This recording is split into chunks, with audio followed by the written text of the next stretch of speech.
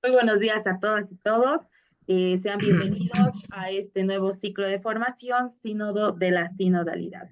Esta mañana nos van a estar acompañando dos grandes expositoras desde el otro lado del mundo, que es la licenciada María José Torres, alias Pepa, que creo que le gusta mejor que le llamen así, y la Ujú. doctora Teresa Casillas, ¿no? Entonces, antes de iniciar sus presentaciones, vamos a compartir con ustedes un pequeño decálogo que nos dejó Padre Víctor Codina. Bien, hermana Mariví, por favor, le cedo el micrófono. Bueno, pues agradecerles de veras a Teresa y a María José Pepa que tengan este rato para estar con nosotras.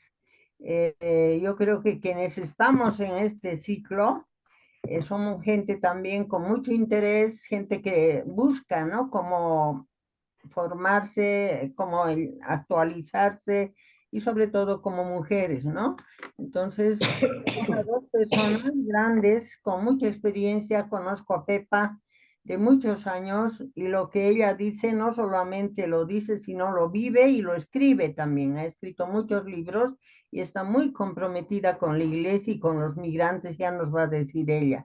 ¿No? Entonces, pues vamos a pedirle también, ¿cierto?, en honor a Víctor Codina, que se nos fue hace poquito, pero él nos regaló varias cosas, y entre ellas el decálogo sinodal. El año pasado mandó porque estaba muy preocupado que la cosa no resultaba como significa, ¿no? Entonces, pues un profeta, un hermano, que nos regala este decálogo. Vamos a encomendar al Espíritu para que realmente las que entremos, los que entremos a estos ciclos, sintamos esa fuerza, ¿no? Que no es perder el tiempo, sino es enriquecer nuestro espíritu y nuestra vida.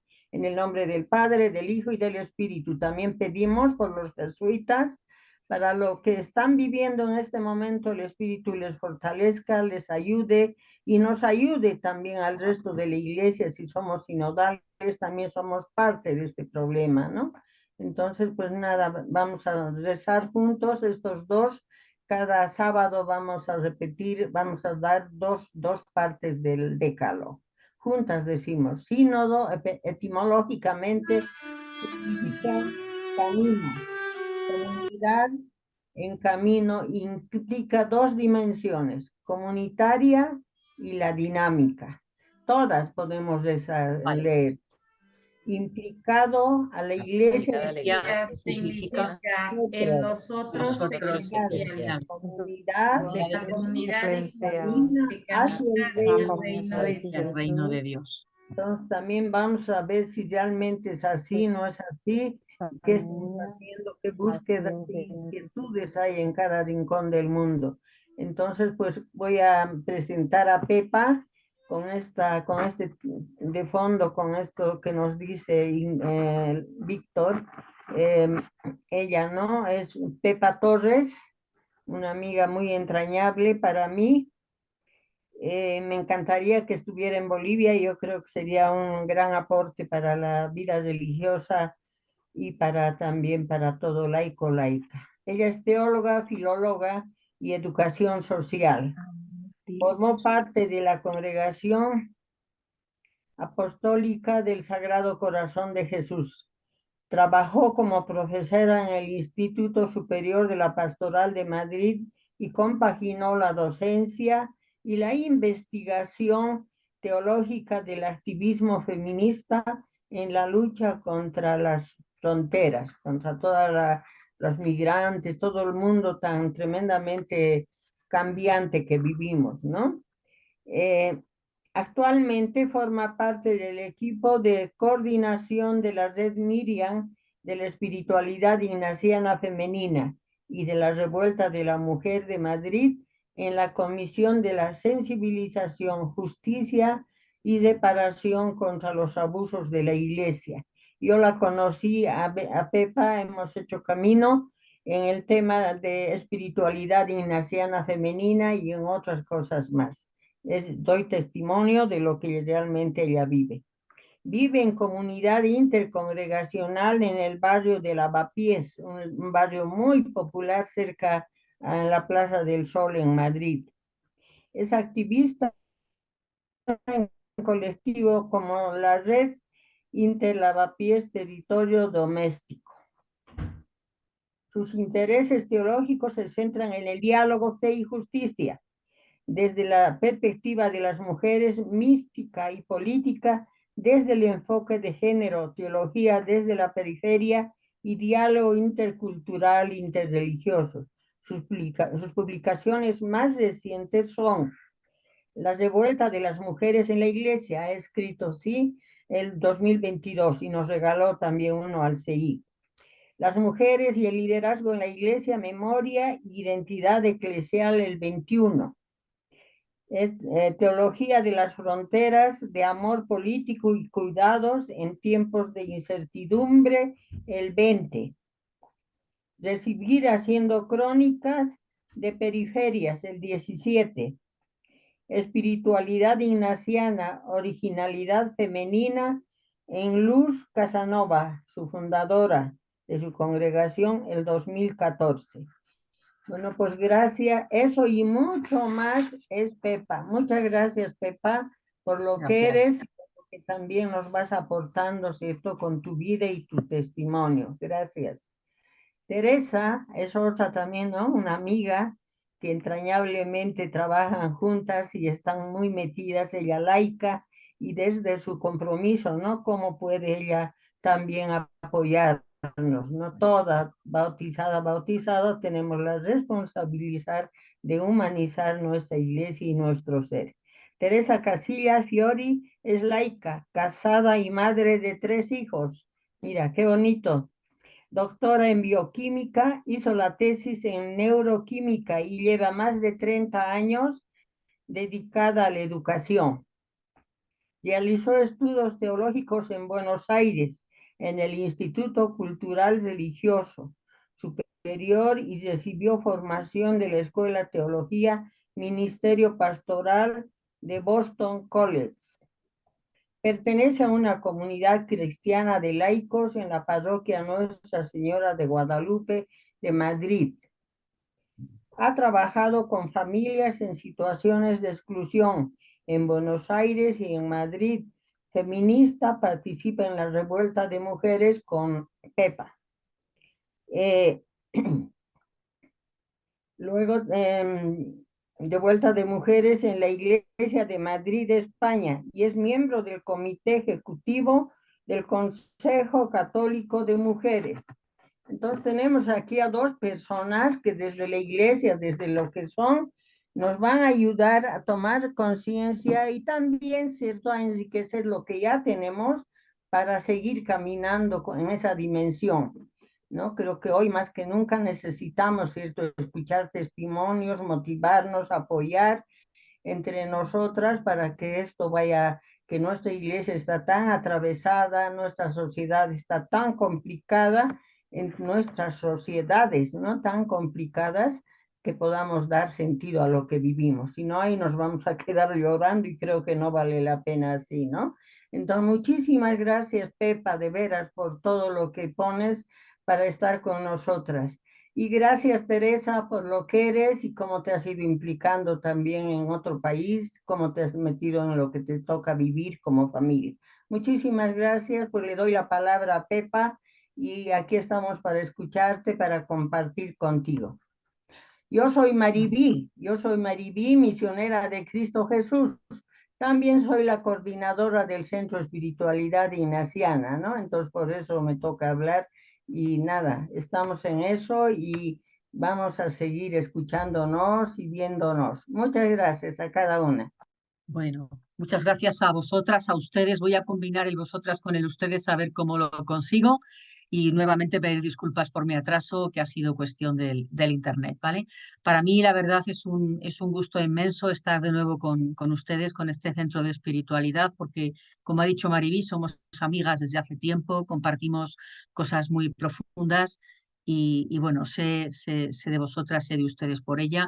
Y también hoy doblemente agraciada, podríamos decir, por poder compartir este seminario con Teresa, una entrañable compañera y además una muy lúcida compañera que está ahí presente en el Comité Ejecutivo Mundial del Catholic Women Council, que como luego escucharemos, es una propuesta muy, muy interesante a propósito del sínodo y de la igualdad de las mujeres en la Iglesia, ¿no? Le he pedido también a Vanessa, gracias Vanessa por hacerlo, que vaya proyectando mis imágenes porque me siento más segura centrándome en el texto si alguien hace esta tarea, así que te lo agradezco mucho, Vanessa, ¿vale? Ponemos la primera, si os parece, que es con el título Iglesia que peregrina desde la perspectiva de las periferias y de las mujeres. Bien. Bueno, pues ahí estamos Tere y Pepa en este seminario coral que vamos a hacer a dos voces, ¿no? La primera parte la vamos a centrar más, si te parece, poner la segunda diapositiva.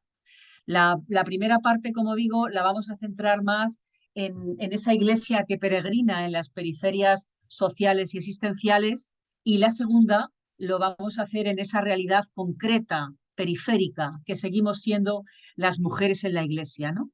Y digo periferia por la situación de subalternidad y de exclusión que continuamos teniendo en la iglesia, pese a tantos esfuerzos y pese a tanto empuje y reivindicación de muchas mujeres cristianas, ¿no? La primera parte la voy a hacer yo y la segunda la va a hacer mi compañera Teresa Casillas, ¿no? Pues si queréis vamos a la tercera y como ya habéis hecho, cómo no, si estamos conectadas con Bolivia, ponemos la tercera diapositiva, cómo no recordar agradecidamente a Víctor Codina, ¿no? Víctor Codina, este teólogo de las periferias, empeñado en hacer teología desde y con los y las insignificantes, y empeñado también en empujar desde abajo. Si te parece, ponemos la diapositiva, Vanessa. Cambiamos, eso es. Digo, Víctor Codina, ¿no? Siempre agradecidas, ya paramos ahí. Agradecidas y agradecidos por esto, pues lo que ha sido la teología y la vida de Víctor, ¿no? Esa utopía embarrada de una iglesia pobre y para los pobres, como hoy reclama Francisco y que sigue siendo una urgencia y una demanda urgente, insisto, en este sínodo. Pasamos la imagen, otra imagen. La sinodalidad no es posible si no es desde la inclusión de los sectores más populares y excluidos en nuestras sociedades y en nuestras iglesias. Y no es posible si no es desde la identificación con las luchas, las propuestas y los anhelos más profundos de quienes habitan estas periferias. Por eso continúa siendo urgente pasar de una concepción de quienes habitan las periferias, una concepción como objeto incluso de opción, a una concepción de quienes habitan las periferias como un sujeto con capacidad de agencia y de transformación social y eclesial.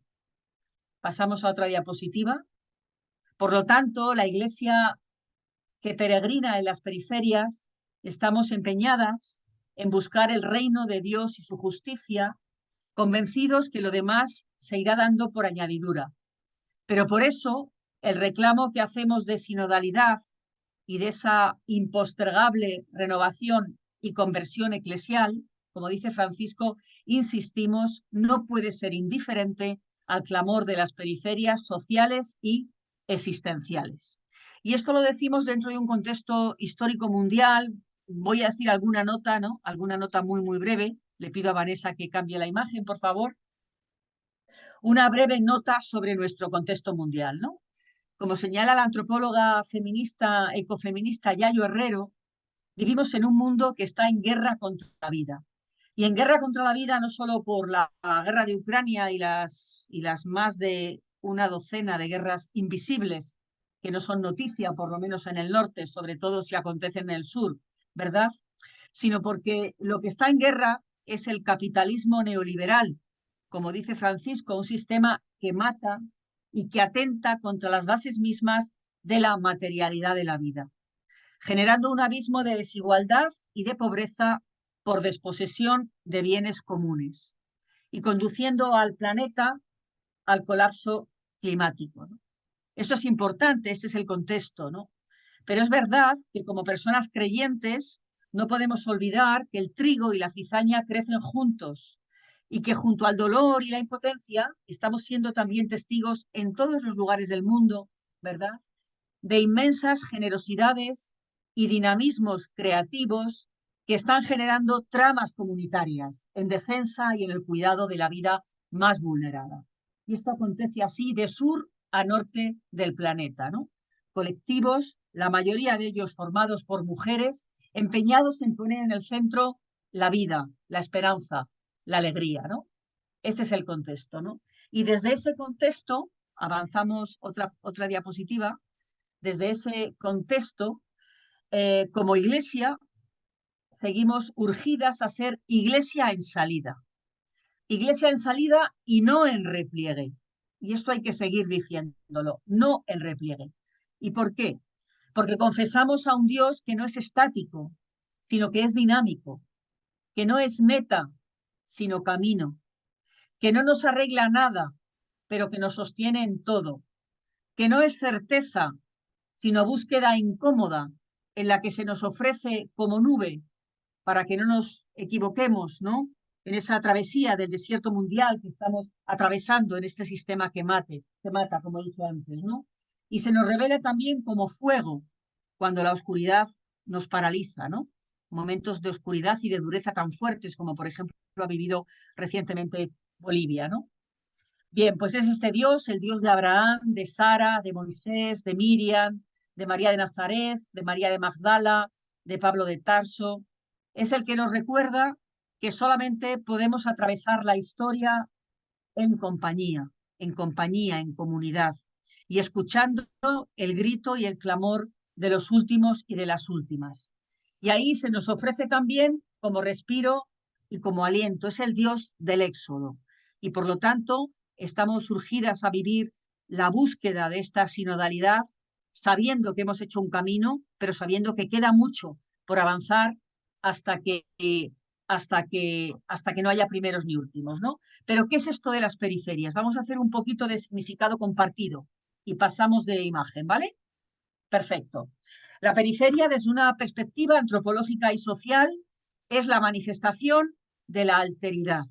Es decir, lo periférico es siempre en relación con un centro. Lo periférico cumple una función identitaria para el centro. Si el centro es visibilidad y poder, la periferia es siempre lo que está despojado de poder y de representatividad, lo expulsado, lo que no cuenta, lo que no se quiere ver, lo irrelevante, lo excluido del poder y del reparto de los bienes. Si lo periférico, si el centro es lo normativo, lo periférico es siempre lo no normativo, lo no hegemónico. Y en ese sentido, pasamos de imagen. Pasamos otra vez de imagen, por favor. Vale. Pasamos otra vez de imagen. Vale. Vale. En ese sentido, lo periférico se identifica siempre con lo subalterno. Más que sujeto, se concibe como objeto. Objeto incluso de solidaridad, de evangelización, de educación. De esto la Iglesia sabe mucho. Sin embargo, lo que nos cuesta mucho más como Iglesia es entender que quienes transitan las periferias no son objeto, sino que son sujeto de cambio social, eclesial, su capacidad de agencia, su capacidad de transformación. Las periferias están habitadas, en expresión de Eduardo Galeano, por los nadie, ¿no? Ya lo sabemos, los nadies, que no son, aunque sean, que no profesan religiones, sino supersticiones, que no hacen arte, sino artesanía, que no son, aunque sean, que no hablan idiomas, sino dialectos, que no practican cultura, sino folclore. Seguimos, por favor.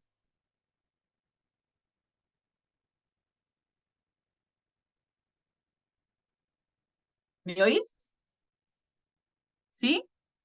¿Seguimos? Vale. Sí, sí, Que no sí, son se te seres humanos, sino recursos humanos, que no tienen cara, sino brazos, que no tienen nombre, sino número, que no figuran en la historia universal, sino en la crónica roja de la prensa local. Los nadie, que cuestan menos que la bala que los mata. O como señala Francisco en Fratelli Tutti, quienes habitan las periferias son aquellos y aquellas de los que nunca se dirán que no son humanos, pero se les trata como si no lo fueran. Esa es una perspectiva, pero también hay otra, que es la que le voy a pedir a Vanessa que proyecte, ¿no? Las periferias son también, y esto es lo que quizá como sociedades y como iglesia nos cuesta más reconocer, son también expresión de la contraculturalidad.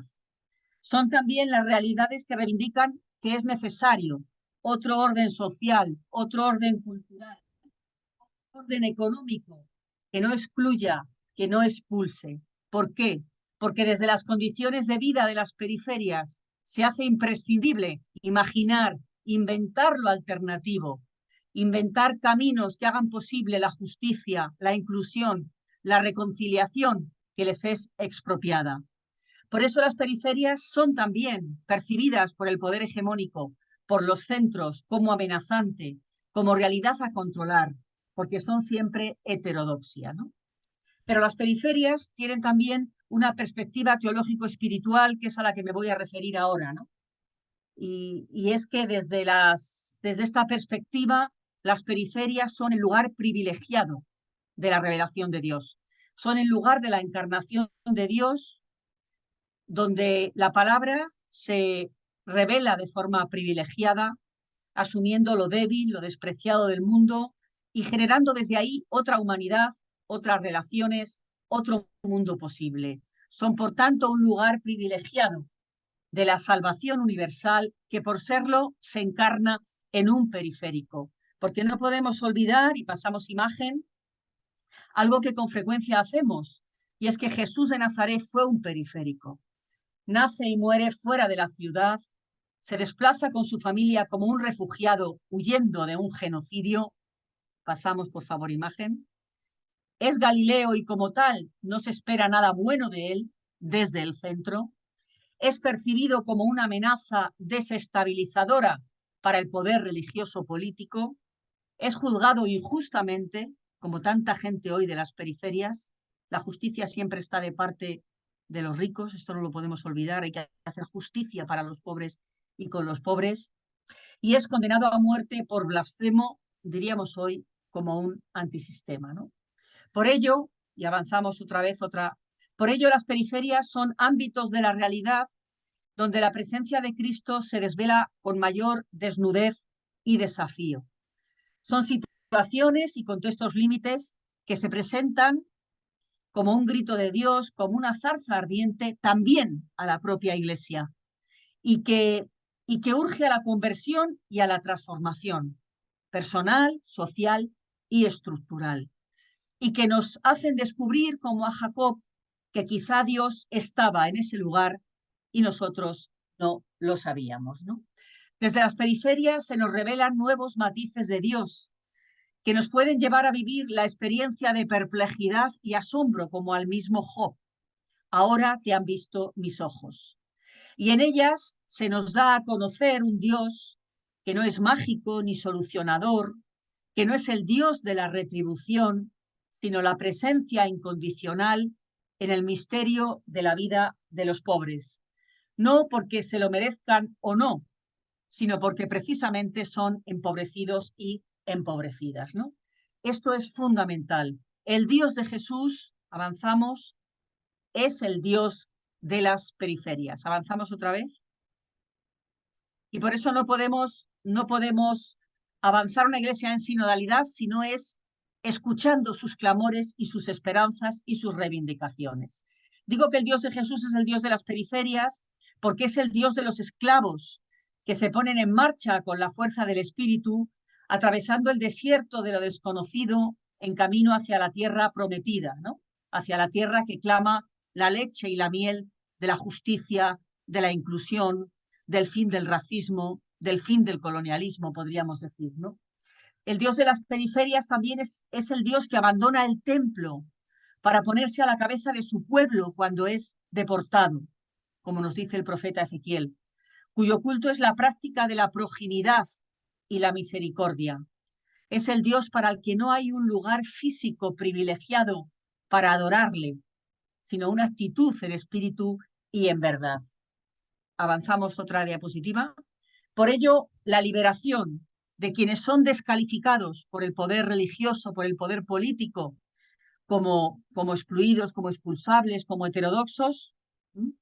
La liberación de estas personas y colectivos es el signo de la presencia del reino de Dios ya entre nosotros, ¿no? Como recordamos en Lucas 7:22 o en Lucas 4, ¿no? Y os voy a invitar a hacer un pequeño ejercicio de imaginación y de inversión.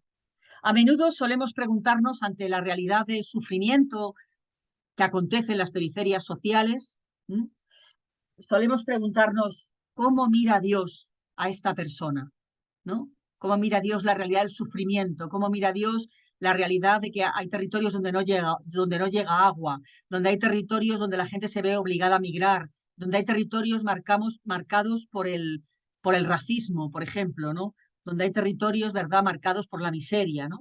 ¿Cómo mira Dios, decimos, a estas realidades, ¿no?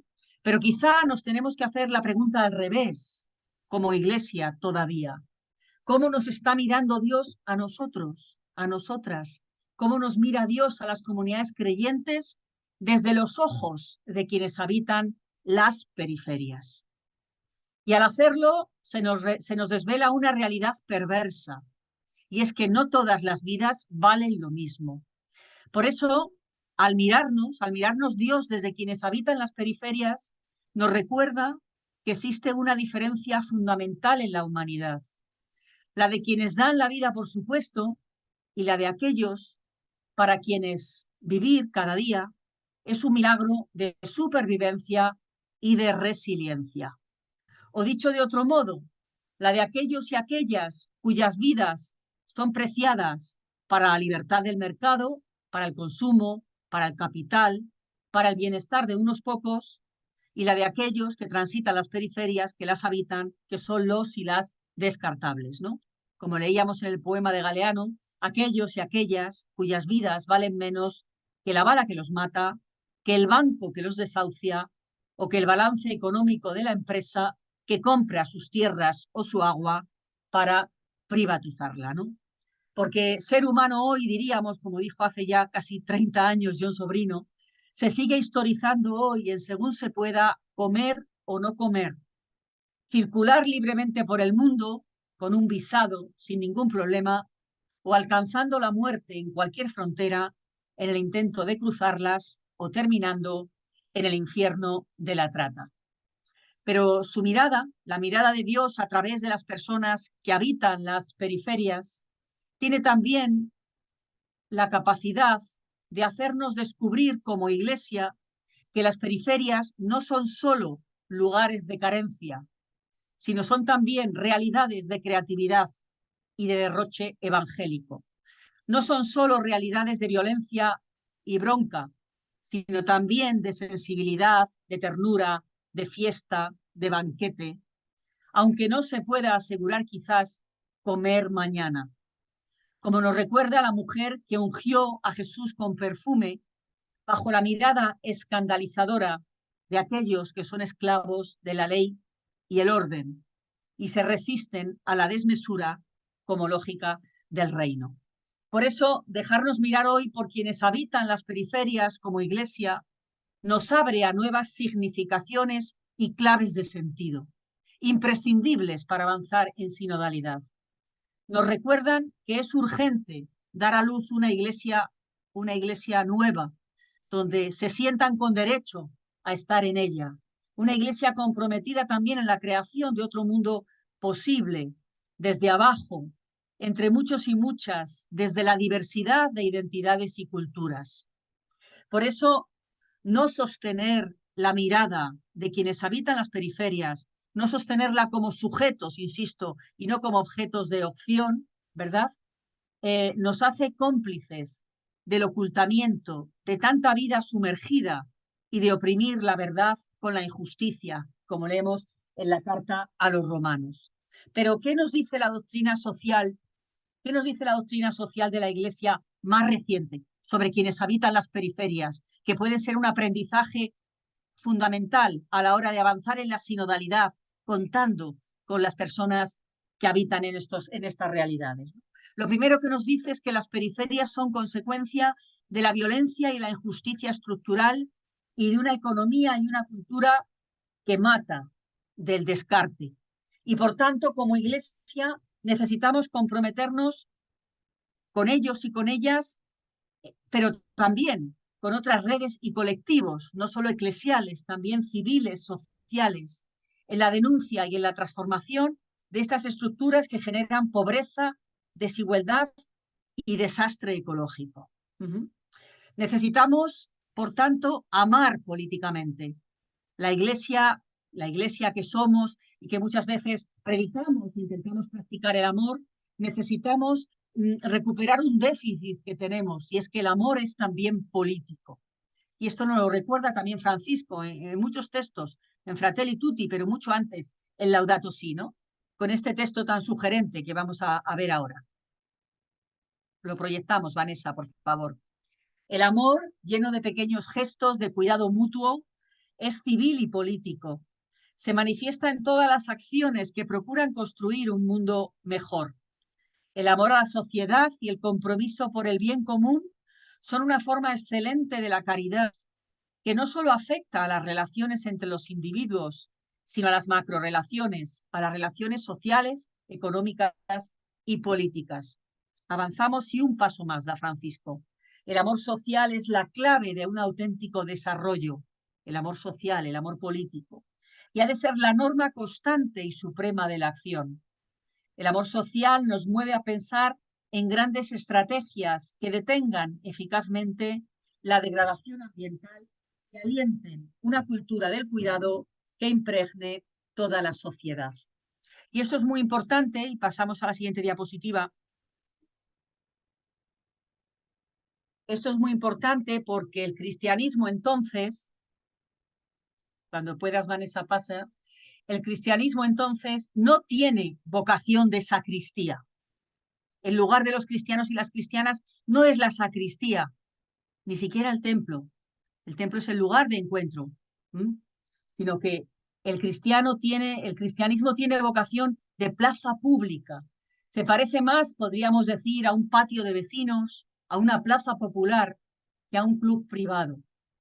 El amor cristiano en la vida social y ciudadana se traduce en amor político, y eso es algo que todavía como Iglesia nos cuesta asumir y practicar. Porque allá donde la injusticia y la violencia se ha injertado en las estructuras sociales, eso es el pecado social, es necesario injertar amor para transformar esas estructuras. Por eso una de las señas de identidad de la Iglesia ha de ser siempre la defensa del bien común, no solo de la propia Iglesia, sino del bien común, que a veces está por encima del bien de la propia Iglesia. Empezando por los últimos y las últimas, como así fue la práctica de Jesús de Nazaret, ¿no? También, y avanzamos de diapositiva, en el discurso del primer encuentro mundial de organizaciones populares, pasamos, si os parece, a la siguiente diapositiva. Tuvisteis la suerte, ¿verdad?, de que se celebrara en Bolivia el segundo encuentro mundial de organizaciones populares, ¿no? Con qué atención lo seguimos muchos desde otros lugares del mundo, ¿no? Pues en el primer encuentro, Francisco nos decía también, en esta concepción de que quienes transitan las periferias son sujeto con capacidad de agencia y transformación, nos decía que son también los excluidos y las excluidas de las tres T's: techo, tierra y trabajo, y que sus organizaciones, sus colectivos, sean explícitamente cristianas o no, quizá en América Latina todavía son más explícitamente cristianas, en otros lugares del mundo no lo son, pero eso, sean explícitamente cristianas o no, no son enemigos de la fe, sino al contrario, nos decía Francisco, son una bendición para la humanidad. Y nos urge a sumarnos como Iglesia a sus iniciativas, ¿no? Porque no todo el que dice Señor, Señor, es el que practica a Jesús, sino aquel que hace la voluntad de su Abba, podríamos decir, ¿no? Pero también la doctrina social de la Iglesia más reciente nos dice que los empobrecidos, quienes transitan las periferias, son también maestros y maestras. Es decir, que necesitamos dejarnos evangelizar por ellos y construir con ayuda del Espíritu no una iglesia para los pobres, que ya es mucho, que claro que sí, sino sobre todo una iglesia con los pobres, una iglesia pobre y con los pobres, ¿no? Ese es el gran desafío también que tenemos desde la sinodalidad. vosotros quizá en América Latina tenéis otras condiciones, pero en muchísimos lugares, de otros lugares del mundo, la iglesia es una iglesia de clases medias. ¿Mm? Bien, también es importante reconocer, nos dice la doctrina social más reciente, reconocer la fuerza salvífica que hay en las vidas de quienes transitan las periferias y convertir las periferias en el lugar central de la iglesia. ¿Mm? También es fundamental, ¿no?, descubrir a Cristo entre ellos, prestarle nuestras voces en sus causas, ¿no? O sobre todo prestarles micrófonos, porque la gente tiene voz, lo que no tiene es micrófonos. Los micrófonos no están en las periferias, están en el centro, ¿verdad? Pero también cuidar los vínculos, la amistad, ser comunidades de vida compartida, ser comunidades de destino, recoger la sabiduría popular, una iglesia impregnada por la sabiduría popular, qué necesaria, qué importante es, ¿no? Y de ahí la necesidad de estar atentas a la cultura de las periferias, a los contextos, sin instrumentalizarlos, desde esa cercanía real y cordial, participando de esa amistad cívica que nos dice Francisco en Fratelli Tutti, y desde ahí abriendo caminos de liberación, ¿no? Pero avanzamos un poquito más, pero también un poquito más adelante, ¿no? Insiste Francisco también esto en Evangelii Gaudium, ¿no? Insiste de nuevo que la realidad de las periferias hay que abordarla también colectivamente, ¿no? Vidas que reclaman nuestro posicionamiento, nuestra amistad social, nuestra solidaridad, nuestro compromiso de justicia y equidad como iglesia con ellos y con ellas, ¿no? Y ahí identifica algunos de estos colectivos, ¿no?, que son sujeto de cambio social y eclesial con capacidad de agencia. Los migrantes, la trata, la economía sumergida, la exclusión, las mujeres que viven la violencia de género. Pero luego Francisco también más recientemente ha dado un paso más, avanzamos en Laudato Si, donde reconoce también que este compromiso con las periferias pasa inevitablemente por el compromiso, no solo con la justicia, sino con la ecojusticia, con el cuidado de la tierra, porque un verdadero planteo ecológico forzosamente tiene que ser un planteo social, porque el clamor de las periferias se identifica enormemente con el clamor de la tierra, son un mismo clamor, ¿no? Y por otra parte también Francisco nos recuerda, ¿no?, avanzamos un poquito más, que la dimensión social de la fe, este amor político que supone ser cristiano, no es para unos pocos o pocas selectas o raros, sino que es para toda la Iglesia. De ahí la importancia de abordar la sinodalidad desde esta perspectiva. Nadie debería decir que se mantiene lejos de los empobrecidos, las empobrecidas, porque sus opciones de vida implican prestar más atención a otros asuntos. Nadie puede sentirse efectuado de la preocupación por los empobrecidos y empobrecidas y la justicia social. Quizás esté en otras realidades, en otros lugares, pero la situación de las periferias tiene que atravesarnos como iglesia, sus esperanzas y sus clamores, ¿no? Y esto es así, y avanzamos un poquito más. Ya lo sabemos, ¿verdad? Porque el vínculo entre la iglesia y los pobres es intrínsecamente teológico y cristológico, ¿no? Y esto lo tenemos desde el origen de la doctrina social de la iglesia. No me voy a enrollar aquí mucho más. Vamos a pasar dos imágenes, por favor. La doctrina social, ¿no?, que ya San Gregorio de Nisa, pasamos la anterior, por favor, nos recordaba ya. No, la anterior, esta es. Nos recordaba algo que es básico como iglesia, ¿no? Él se lo recordaba a las primeras comunidades cristianas. No despreciéis a esos, a esas que yacen tendidos como si no valieran nada. Considera a quienes son y descubrirás cuál es su dignidad. Ellos y ellas nos representan la persona del Salvador. Así es porque el Señor, por su propia bondad, les prestó su propia persona, a fin de que por ella conmuevan a los que son duros de corazón y enemigos de los pobres. Los empobrecidos y empobrecidas son los despenseros, avanzamos a la siguiente, de los bienes que esperamos. Ellos son, a la vez que acusadores, excelentes defensores. Toda obra que se haga con ellos, no solo dice para ellos o por ellos, sino con ellos, con ellas, grita delante de aquel que conoce los corazones con voz más fuerte que un pregonero, ¿no? Pero fijaros, dicho esto, ¿no?, vamos ahora a avanzar un poquito más y otro poquito más, por favor, Vanessa. Vale. Y es la emergencia de nuevas subjetividades y nuevos sentires teológicos desde las periferias. La imposible neutralidad del lugar de enunciación. Es decir, hoy, a estas alturas, sabemos, estamos convencidas, o deberíamos estarlo como Iglesia, de que un lugar en el mapa, un color de la piel, una identidad sexuada, configuran la manera en que pensamos, actuamos y concebimos las relaciones de dominación y la forma de enfrentarla. Y esto abre la comprensión de las periferias y de quienes las transitan a nuevas subjetividades y acentos, ¿no? En esto sigo a la muy querida Antonieta Potente, que tanto ama también al pueblo boliviano, ¿no? Hasta la irrupción y el reconocimiento de las diferencias, los empobrecidos y empobrecidas no tenían raza, ni color, ni sexo. Se identificaban por sus aspectos socioeconómicos. Todos entraban en esa categoría de pobres, empobrecidos, excluidos, ¿no? Sin embargo, como señala Antonieta Potente, no se puede detener la expresión de la diferencia. Y en estos 20 años, como mínimo, nuevos sujetos se han puesto en pie. Por eso, desde las periferias, escuchamos hoy como un lugar preferencial este clamor de sujetos emergentes, diríamos, de nuevas identidades que se declaran en rebeldía desde las periferias frente a la exclusión, la invisibilidad a las que el sistema intenta reducirles y reclaman reconocimiento, participación, derechos, a la vez que aportan sus saberes compartidos y tradiciones como unos elementos alternativos que hay que escuchar, ¿no? ¿Cuáles serían algunos de estos sujetos emergentes, no? Por supuesto, las mujeres, luego va a hablar de esto Teresa, ¿no?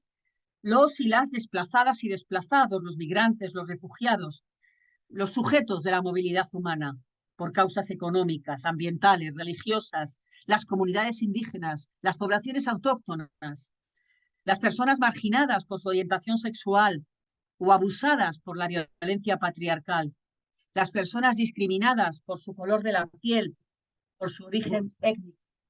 Son algunos de los sujetos que hoy, de alguna manera, forman parte de esta categoría de empobrecidos desde estos nuevos lugares de enunciación, ¿no? Su emergencia despierta, por tanto, nuevos sentires y acentos, ¿no? En las reivindicaciones eclesiales y en la teología, ¿no? Como dice Carmina Navia, la teóloga colombiana, sentires emergentes, ¿no? Voy a hablar un poquito, y ya voy a ir casi ya más o menos terminando, ¿vale? Voy a hablar un poquito de cuáles serían estos sentires emergentes. Avanzamos, por favor. Cuerpo, raza y género. Esto es fundamental a la hora de escuchar el reclamo, el clamor, ¿no? El clamor por la justicia y también la aportación de las periferias. Se hace desde cuerpos, razas y géneros, ¿no? El cristianismo es la religión del cuerpo. El cuerpo ha sido elaborado y devaluado en la Iglesia y bueno, en Bolivia, pero desde luego en Europa lo sigue siendo, ¿no? A la vez que objeto de expresar la jerarquización de raza y de género, ¿no? Por eso un clamor que escuchamos hoy desde las periferias es la opción por los cuerpos y por los cuerpos más excluidos, el cuerpo individual, el cuerpo social y el cuerpo cósmico, ¿no? La tierra como cuerpo de Dios. ¿Cuánto sabe de esto las culturas bolivianas, la cultura aymara, por ejemplo, ¿no? El cuerpo es el centro de todas las relaciones. El cuerpo es lugar de comunión o de fractura. Es lugar de reconocimiento y de respeto al otro o de humillación y abuso. Es lugar de éxtasis y liberación o de violencia y explotación. Es importante escuchar esta reivindicación del cuerpo que se nos hace desde las periferias, ¿no? Cuerpos marcados que llevan tatuados en la piel, violencia de las fronteras, el abuso sexual, la explotación laboral, la discriminación por ser negro o negra o por ser de una población originaria. Los cuerpos de las mujeres que siguen siendo concebidos por el patriarcado como cuerpos a disposición del varón o impuros para representar lo divino, ¿verdad? Cuerpos violentados, discriminados por abusos sexuales, por torturas, por hambre, bueno. Pero el reclamo del cuerpo que se hace desde las periferias es también no solo cuerpo individual, sino cuerpo social, clase, raza, ¿no?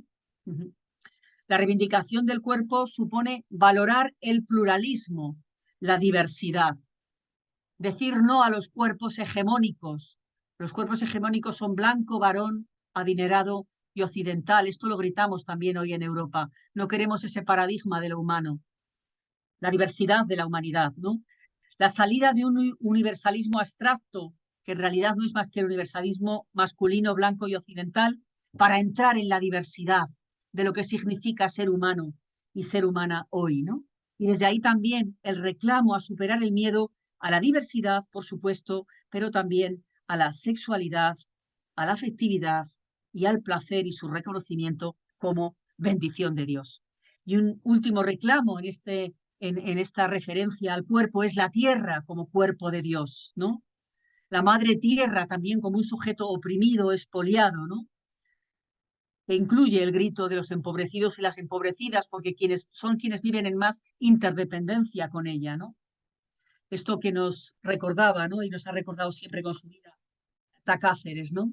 Que es necesario como humanidad y como iglesia despertemos humanidad, despertemos iglesia. Ya no hay tiempo. Nuestras conciencias serán sacudidas por el hecho de estar solo contemplando la autodestrucción basada en la depredación capitalista, racista y patriarcal. Pero hay otro sentir emergente que podemos escuchar hoy en las periferias, que es, he hablado un poquito de él al final, la diversidad y la interculturalidad. Vanessa, ¿cómo voy de tiempo? No quiero comerle a Teresa su tiempo. ¿Tengo cuánto tiempo? Unos 10 minutos estaría bien. Más. Vale. Bueno, diversidad, interculturalidad, creo que un poquito ya lo he ido diciendo, ¿no? Pero ese grito también que escuchamos en las periferias, ¿no? Que es el grito de la interculturalidad, ¿no? La globalización y la movilidad humana nos están desvelando una verdad, es que ninguna cultura es hija única, ¿no? En todas las culturas hay aspectos a convertir, hay aspectos del Evangelio y hay otros que son, como diría, voz demoníacos, que dividen, ¿no? Ninguna cultura es una copia del Evangelio. Todas las culturas están llamadas a convertirse y a romper con esa jerarquización que se imponen, sobre todo desde las metrópolis, ¿no? Pero en las propias culturas, qué importante no es también no generar otras culturas subalternas, ¿no? Esto es fundamental. El grito de la interculturalidad hoy, podríamos decir, en las periferias, nos lleva también como a 3 puntos muy importantes. Lo primero, historizar las claves de interpretar la realidad. Es decir, avanzamos un poquito, si no te importa, Vanessa. Aquí. Es decir, renunciar como comunidades, renunciar como iglesia a fomentar teorías basadas en la pura abstracción, desconectadas de los contextos sociales, donde las culturas marginadas han desarrollado modos plurales de conocimiento que también como iglesia tenemos que incorporar. Tenemos que incorporar. El segundo aporte sería, avanzamos un momentín, el segundo aporte sería relativizar los propios modos de pensar y renunciar a posturas dogmáticas, todo lo que tiene que ver con la cultura del diálogo que tanto somos movidas, ¿no? Urgentemente en este momento de iglesia, ¿no? Atrevernos a sospechar de las certezas prescritas y reconocer que la diversidad, las culturas, ofrecen visiones emancipadoras que son útiles en los nuevos modos de vida y que cada cultura tiene algo valioso que aportar y algo importante que convertir y que convertirse de otras, ¿no? Y por último, apostar por el conocimiento que emerge de las experiencias existenciales de las personas, colectivos y pueblos desde el reverso de la historia, ¿no? Esto es muy importante, ¿no? Reconocer y apostar por una sabiduría, lenguajes y símbolos que nacen de las periferias, ¿no? Y que tienen que ver con saberes no oficiales, con conocimientos compartidos que nacen de la lucha por la vida, de las luchas comunes, de los sueños comunes, de lo cotidiano. Porque la persona no solo conoce por la razón, sino que la persona también conoce por los afectos, por los vínculos. Pero un último aprendizaje que podríamos sacar también de las periferias es que avanzar en sinodalidad desde esta escucha a las periferias posiblemente nos haga darnos cuenta de que ser cristianos y cristianas es ser mujeres y hombres no solo de síes, sino también de noes, ¿no? Venimos muchas veces de una concepción del cristianismo que nos ha hecho más sumisos y sumisas que críticas y rebeldes. La fe no está hecha solo de síes, sino también de noes. Así fue también en Jesús. Ser hombres y mujeres también es algo que podemos aprender si escuchamos el grito de las periferias, del no en nuestro nombre. También lo recordaba Francisco en Evangelii Gaudium, no a una economía de la exclusión y la inequidad, no a la economía y la cultura del descarte, pero también, y avanzamos, no a una cultura del bienestar que nos anestesia y nos lleva a naturalizar la pobreza y la inequidad. Y no, por supuesto, avanzamos a la nueva idolatría del dinero, que es el que sostiene también todos los fundamentalismos ideológicos que están avanzando en nuestro mundo. Las elecciones en España, por ejemplo, son clarísimamente un ejemplo de esto, las últimas elecciones que hemos tenido, ¿no? No a un dinero que gobierna en lugar de servir, y sí a las políticas fiscales de redistribución, de reparto de los bienes, ¿no? Los bienes han de ser comunes, ¿no? Por supuesto, no a la inequidad que genera violencia, ¿no? Vamos a avanzar ahora aquí algunas diapositivas, si te parece, Vanessa, ya con eso sí que termino. Avanzamos esto no lo voy a contar. Avanzamos un poquito, por favor. Avanzamos. Avanzamos. Avanzamos. Avanzamos. Avanzamos un poquito más. Avanzamos un poquito más. Ahí, ahí. Este éxodo que como iglesia seguimos siendo invitadas permanentemente también hoy en este contexto, ¿no?, de desafío de la sinodalidad. Es un éxodo que brota de la vivencia del amor, de un amor que, como he dicho, también es político, ¿no?, y cuyas exigencias no se consiguen a base de voluntarismo ni de ideología, sino que son puro don, pura gracia, ¿no? Son fruto del entrañarse con la fuente de todo amor, que es el corazón de Cristo. No hay compromiso con la justicia, ni cuidado posible que permanezca en el tiempo, si no brota de la hondura del corazón, si no nace y se amasa en experiencia contemplativa, como así lo fue también en Jesús. Porque es la oración la que nos abre a la misericordia de Dios para ser misericordia en acción, misericordia en relación, ¿no? Por eso, avanzar en sinodalidad tiene que ver también con ser mujeres y hombres profundamente contemplativas de la realidad desde las periferias, ¿no? No hay activismo, insisto, ni militancia cristiana sin contemplación, ¿no? Y aquí quiero remitir a una gran mística contemporánea, en este caso norteamericana, Dorothy Day, ¿no? Dorothy Day, fundadora de los Catholic Workers, defensora de los derechos de los últimos en el seno de una sociedad símbolo de la opulencia, como era la sociedad y sigue siendo norteamericana, pero en ese momento de crisis tan salvaje como fue el crack del 29, ¿no?, la experiencia tan fuerte que tiene ella, ¿no?, que se convierte grabando una manifestación obrera en Nueva York, la experiencia que tiene de que el amor y la oración no son pasivas, sino una fuerza encendida bien activa, ¿no? Esa fuerza que ella descubre también en la contemplación de esa periferia, como eran los miles de parados en Estados Unidos en el crash del 29, ¿no? Termino entonces animándonos a que no nos cansemos a buscar hacer posible esa sinodalidad, pero siendo fieles, atentas a ese clamor desde las periferias, ¿no? Que no nos cansemos, sostenidas por la fuerza del espíritu, de vivir encendidas por dentro, para poder encender por fuera el mundo con otros y con otras, para que la fuerza de ese amor social que se hace justicia y cuidado llegue a todas las periferias, donde el Dios de Jesús nos sigue citando hoy en nuestro mundo y nos invita a construir desde esas periferias, con las personas que las habitan, esa iglesia sinodal, esa iglesia participativa, esa iglesia que entiende que los pobres, los empobrecidos y empobrecidas no son objeto, sino sujeto de agencia, de cambio social y de cambio eclesial. Pues eso es lo que quería deciros. Muchas gracias. Muchas gracias, Pepa. Wow. Realmente Perdón, espero no haberle comido tiempo a mi querida Teresa. no, demasiada información valiosa, ¿no? Y Bueno, pues sí, ahora vamos a ceder la palabra a la doctora Teresa, por favor, quien nos va a hablar desde otra perspectiva, que también es demasiado Sí, valiosa. bueno, pues La palabra, por favor, la la tiene. verdad es que gracias Vanessa, gracias y pues y gracias Pepa también. La verdad es que bueno, con todo lo que nos ha dicho Pepa, la verdad que bueno, yo hablo como decíais, ¿no? Desde otra perspectiva, más desde, no sé, desde la realidad de las mujeres de la iglesia, ¿no? De a pie, las que estamos en las parroquias y bueno, y yo creo que también estamos haciendo pues un camino interesante, ¿no? Voy a compartir la pantalla, a ver si me acuerdo de todo lo que tengo que hacer, compartir sonido.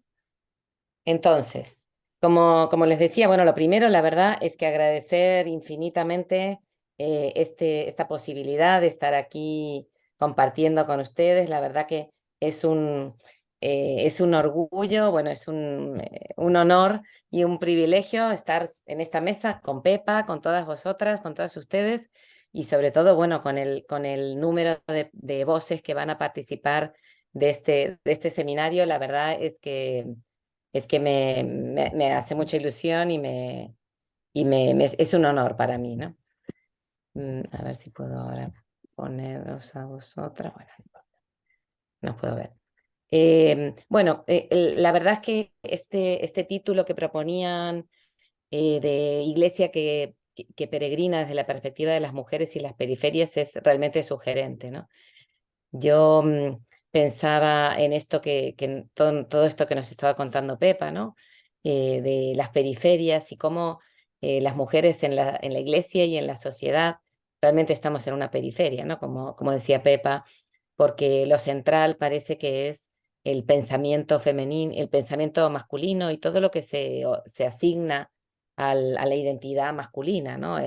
La reflexión, lo académico, lo intelectual y todo aquello que se considera femenino, como es sobre todo el cuidado que sostiene la vida, se considera marginal y periférico, ¿no? Y entonces en este sentido, la verdad que tiene mucho sentido este título, ¿no? Bueno, yo proponía para mi trocito de esta sesión, de este día de hoy, este título, La sinodalidad que queremos las mujeres, porque como decían ustedes al principio, en este decálogo de Víctor Codina, bueno, quizás esta perspectiva de lo que es el sínodo y de lo que es el caminar juntos, desde las mujeres pedimos otras cosas, ¿no? Y quería empezar, a mí me gusta empezar con un cuento, ¿no? Seguramente han oído hablar de Dolores Alexandre, es una teóloga y religiosa con un sentido del humor estupendo, y ella tiene una narración que publicó hace unos años, que se llama La monaguilla incongruente, ¿no? Y que es un poco las cosas que hacen que nos nazca la conciencia en esto de las mujeres en la iglesia. Y ella cuenta, no lo voy a leer tal cual, pero cuenta que estando en una Eucaristía de celebración de la comunidad de la Universidad de Comillas, precisamente de los jesuitas, eh, hubo una misa, una Eucaristía, en la que empezó a entrar pues, en la procesión de entrada, ¿no? Con turiferarios, cruciferos, portadores de cereales, todos los ministros de dos en dos avanzando, y al final el señor obispo. Y en medio de todos ellos, dice ella, creí divisar a una mujer, una niña, una monaguilla, una chica joven, vamos, no una niña. Dice, al principio pensé que se trataba de un error, pero después vi que sí, que no, que era pues una chica rubia, así de mediana altura, que estaba como en medio de la procesión. Y en medio de la Eucaristía, también en un momento, ella estaba ahí como a un lado del altar, apareció en un momento de la Eucaristía y salió como rodeada de todos los otros eh, celebrantes que había allí, ¿no? Y ella dice que cuando comentó esto, lo más sorpresivo de esto fue cuando comentó con sus amigos esto, ¿no? Y a ninguno le había llamado la atención y dijeron, bueno, pues mejor, ¿no? Están las mujeres en la iglesia, ¿no? Y Y ella dice, pues es muy cansado explicar a los hombres cómo nos sentimos, ¿no? Y es un poco lo que nos pasa a muchas. Yo quería compartir algunas imágenes de mi momento, yo le llamo mi momento monaguilla incongruente, ¿no? Era por allí, por el año 2011, Jornada Mundial de la Juventud, el Magis, en un lugar maravilloso en Loyola. Y entonces, al comenzar la ceremonia, pues esta es la imagen, ¿no? A lo mejor incluso conocéis alguna cara. Eh, Esta es la imagen, no sé, 300 sacerdotes, también venidos de todo el mundo, igual que los 3000 jóvenes que estaban allí, todos laicos venidos de todo el mundo, pues allí estos 300 entrando en procesión, revestidos, y se sitúan, no sé si lo llegan a ver, lo he señalado para que lo puedan ver, aquí, ¿no? Allí están, ellos 300, como 2 metros por encima de todos los que estábamos allí. Bueno, ¿y dónde estaban las mujeres? Se preguntaréis, os preguntaréis. Mira, aquí está. La única mujer que se acercó un poco a ese altar fue una mujer danzando, llevando la palabra, ¿no? Al pie del altar y, por supuesto, como poniendo lo bonito, ¿no? Bueno, para mí este fue como mi momento basta ya. Yo desde pequeña he estado en la iglesia y allí en Argentina, en Buenos Aires, porque yo también soy de aquel lado del charco, del cono sur, y siempre he participado en la vida parroquial, en la vida eclesial. Y eh, cuando empecé en la adolescencia, me acuerdo que mi novio era monaguillo y pues todos los chicos podían ser monaguillos, pero las mujeres no podíamos estar, ¿no? Bueno, sin embargo, hay un momento en que esto ya decimos ya no se aguanta más, ¿no? Muchos somos las mujeres que decimos que estas imágenes así de hombres llenando los altares y de mujeres alejadas son insoportables. Y entonces surge este movimiento, ¿no? Que surge como hacia el 2018, después les contaré un poquito más las fechas, en el que muchas mujeres nos sentimos que esto ya no se aguanta más. Nosotras, planteando este tema, hicimos una encuesta que contestaron más de 3700 mujeres de habla hispana y también se hizo una otra versión a nivel internacional que contestaron 17.000 mujeres. Y es un poco pues los datos, ¿no? ¿De qué estamos cansadas las mujeres? ¿Qué es lo que decimos que ya no se aguanta más? Realmente los datos son bastante abrumadores, ¿no? Por ejemplo, al preguntarles si ellas si encuentran su espacio de celebración en la iglesia, el 20% de las encuestadas dijeron que directamente se marcharon de la iglesia, ¿no? Que no encuentran en la iglesia una alternativa para vivir su fe y para expresar su fe en libertad. Otras se sienten menospreciadas, minusvaloradas, sienten que hacen tareas que nadie les reconoce, por supuesto que ni se les paga, ¿no? Muchas de ellas sienten que la llamada a la vocación sacerdotal y viven con frustración que se les niegue esa posibilidad. De estas encuestas sacamos que somos muchas, ¿no? Que somos muchas las que nos sentimos así. Quiero resumir un poco de qué estamos cansadas las mujeres, ¿no? ¿Qué es lo que nos hace querer dejar de estar en la periferia, ¿no? Bueno, algunas ideas con las que a lo mejor os sentís identificadas. Estamos cansadas de ser la pecadora Eva o la Virgen María. Parece que no se nos da otra alternativa, ¿no? Como decía Pepa, esta idea tan fuertemente arraigada en nuestra cultura cristiana y católica sobre todo, ¿no? El cuerpo de la mujer es tentación, pecado, no puede representar a Dios. Vinculamos esto, por ejemplo, con la idea del celibato, ¿no? ¿Por qué los hombres sacerdotes no pueden estar casados con una mujer? ¿Es que acaso es un riesgo para ellos contagiarse de nuestro pecado, ¿no? La sexualidad de las mujeres está permanentemente cuestionada y criticada, ¿no? ¿Cuántas mujeres se han alejado de la iglesia por la cuestión de los anticonceptivos y de la sexualidad, ¿no? Parece que nuestros cuerpos solo pueden ser, para ser realmente santos, tienen que ser virginales, ¿no? A mí me sorprende muchísimo lo de la virginidad de María, ¿no? ¿Qué idea, qué concepción del parto y de la maternidad conlleva que una mujer, para ser inmaculada, tenga que ser virgen, ¿no? Antes, durante y después del parto, en fin.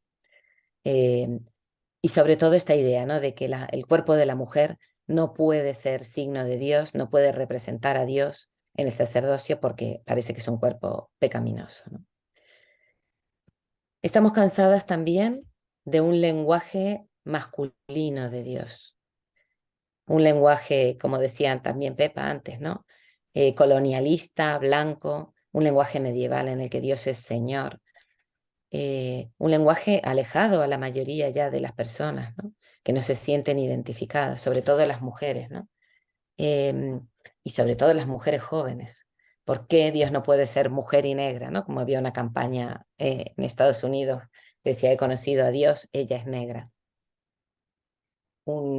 Necesitamos un lenguaje de Dios en el que podamos sentirnos reflejadas, sentirnos identificadas, como dice María José Arana, rescatar lo femenino para animar el mundo, para animar la tierra. Y esto es lo que queremos, ¿no? ¿Por qué ese lenguaje tan masculino de Dios? Estamos cansadas del clericalismo, que nos niega la posibilidad de ser causa de la gracia. Como dice Francisco, el clericalismo está en la base de todos los males de la Iglesia y en el origen también de nuestro malestar, ¿no? Es una iglesia que reproduce el patriarcado de la sociedad y una iglesia que nos obliga a acudir a un hombre para recibir el pan, la palabra, el perdón. Y una iglesia y un clericalismo que reduce la vida sacramental. ¿Por qué la vida sacramental se tiene que reducir a estos 7 sacramentos? Hay tantas cosas en la vida que son sacramento de Dios, ¿no? He puesto esta imagen, pero la vida que nace, la vida que surge, una mujer pariendo, una mujer amamantando a su hijo, eso no es sacramento de vida, y tantas cosas que experimentamos en nuestra vida que son realmente sacramento de Dios. ¿Por qué se nos excluye a las mujeres, ¿no? de esto de ser cauce de la gracia? La belleza, la amistad, la naturaleza, lo que decía la vida, ¿no? ¿Y por qué también se nos excluye de ser portadoras de la palabra? Muchas veces tenemos que escuchar, y en esto estaréis conmigo, en que cuántas veces tenemos que escuchar homilías malamente preparadas, de mediocre calidad, y sin embargo, si nos repartiéramos un poco esa tarea, y si pudiéramos nosotras también ser escuchadas a veces, al menos para ellos sería una carga menor, y nosotras podríamos escuchar voces diversas, ¿no?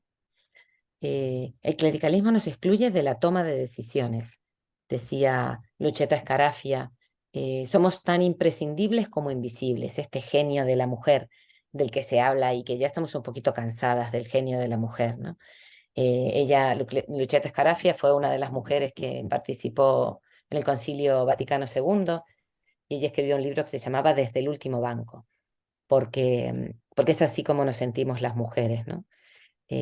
Invisibles pero necesarias. Nos gustaba esta foto que hemos utilizado para algunos de los talleres, porque fijaros, ¿no? La centralidad y la presencia y la risa, ¿no? Nos preguntamos de qué se están riendo, de todos los hombres vestidos de negro y sin embargo las mujeres de espalda con la cabeza tapada, y no sé si se distingue bien, pero también con la boca tapada, ¿no? Con mascarilla. Sorprendente. Pero es así como nos sentimos, ¿no? Creo que esta imagen refleja mucho cómo nos experimentamos en la iglesia, cuántas veces nos experimentamos con la boca tapada, ¿no? Otra cosa como esta sensación de minoría de edad. Hay algunas religiosas entre las que estamos aquí, bueno, yo no, entre las que estamos aquí reunidas. ¿Cuántas veces las religiosas tienen que pedir autorización a sus conciliarios para decisiones como, no sé, ir a visitar a una madre enferma, ¿no? Cosas así? Parece que estamos en permanente minoría de edad, ¿no? Y cuando se nombra en estos nombramientos, que ahora diré que también estamos agradecidas a la oportunidad que se está gestando en la iglesia con Francisco, pero ¿cuántos nombramientos hay de una mujer? Como decía Pepa, esta palabra, subalteridad, ¿no? Se pone una mujer, pero encima un hombre, ¿no? Subdirectora o subdelegada o ¿no? Y parece que no somos capaces del todo, ¿no? Que se nos intenta ir reconociendo como iguales, sin embargo, nuestras capacidades, nuestra autoridad, nuestra dignidad en definitiva, ¿no? Es una palabra que usamos mucho entre las mujeres que queremos cambiar un poco la iglesia. Y esto lo relacionamos también con la cuestión de los abusos. La cuestión de los abusos creemos que está directamente vinculada a un abuso de poder y a un poder que se ha otorgado a los hombres. Si el poder fuera mejor repartido y fuera más distribuido en igualdad de condiciones, sin duda, creo que los abusos no serían lo que están siendo ahora, ¿no? Y estamos cansadas también, ya lo mostré, de, como la foto que ponía al principio, ¿no? De limpiar y poner flores. Esto es un lema que tenemos mucho y que nos gusta cantar en nuestras manifestaciones, ¿no? Limpiar y poner flores, que lo hagan los señores. Como decía Pepa, la tarea de los cuidados, esta tarea de alimentar y de sostener la vida y la belleza, ¿por qué la tenemos que hacer las mujeres? ¿Por qué no puede estar compartida? Sería para ellos fantástico y para nosotras también una liberación, ¿no? Porque es una carga que se nos asigne esta tarea, ¿no? Y decimos nosotras limpiar y poner flores, porque eso es un poco, ¿no? Sostener la vida y la belleza. En esta sociedad en la que bueno, hemos tenido esta tremenda pandemia del COVID, ¿no?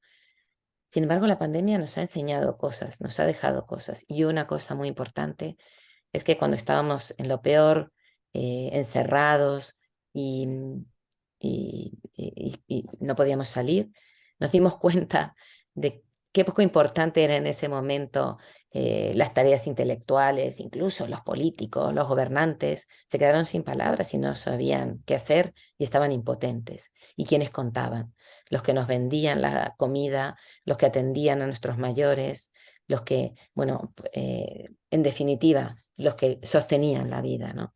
Y gracias al COVID, pues se visibilizó un poco la importancia, ¿no? Como decía Pepa, de esta tarea de los cuidados que en un número muy importante realizan las mujeres, ¿no? Pues algunos datos que dice Yolanda Sáez, dice el 8 de cada 10 personas que del ámbito sanitario eran mujeres, 9 de cada 10 personas cuidadoras son mujeres, 8 de cada 10 personas que trabajan pues, en los supermercados y vendiendo comida son mujeres, ¿no?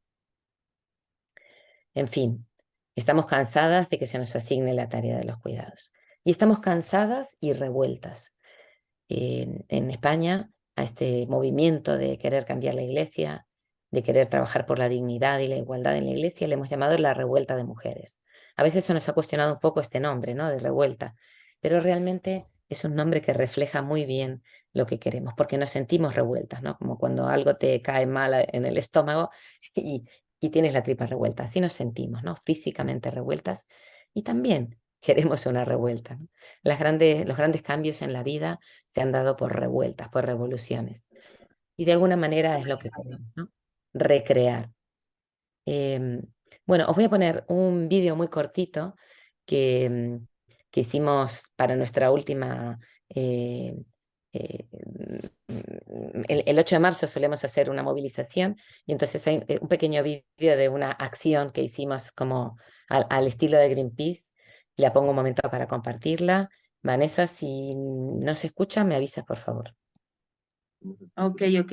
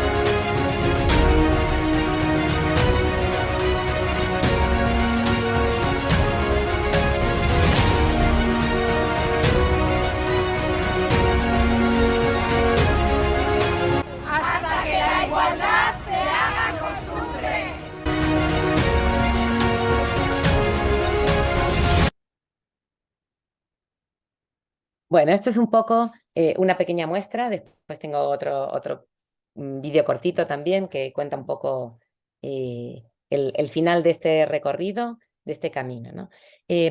Lo primero que queremos decir con esto de la revuelta es que sabemos que no somos las primeras. Y esto es muy importante para nosotras, ¿no? Porque nos gusta saber que venimos de lejos, que como dice el lema de las feministas, somos porque otras fueron. Y en la iglesia es así, ¿no? Venimos detrás pertenecemos a una genealogía de mujeres que han trabajado y que han sido signo de otra iglesia posible, ¿no? Y empezando por las mujeres bíblicas, algunas ya las ha nombrado Pepa, Débora, Ruth, Noemí, Esther, María, la madre de Jesús. Ellas aparecen en la Biblia porque han sido signo de algo que han querido cambiar, ¿no? Pienso, por ejemplo, en María, ¿no? Que antes puse una imagen de Murillo, de la Inmaculada Concepción, y la María del Magnificat era bien otra cosa, ¿no? Nos la han robado de alguna manera, ¿no? Con esta imagen virginal.